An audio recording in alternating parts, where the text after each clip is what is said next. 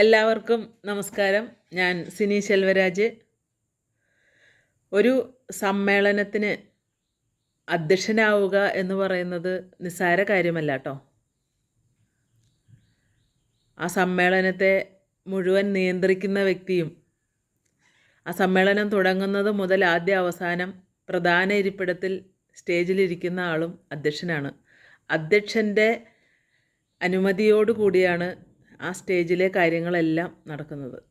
അതുകൊണ്ട് തന്നെ അധ്യക്ഷ പ്രസംഗത്തിന് അത്രയേറെ പ്രാധാന്യമുണ്ട്.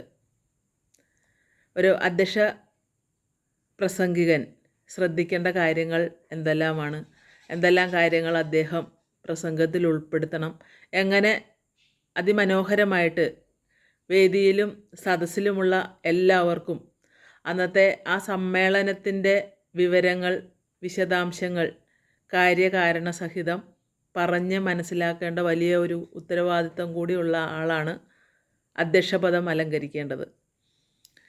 സ്വാഗതം മുതൽ നന്ദി വരെ എന്ന പ്രസംഗ പരിശീലന പരിപാടി കഴിയുമ്പോൾ നിങ്ങൾക്കും ഒരു വേദിയിൽ ഒരു അധ്യക്ഷനാകാൻ, അധ്യക്ഷ പ്രസംഗം മനോഹരമായി നടത്താനായിട്ട് തീർച്ചയായിട്ടും സാധിക്കും.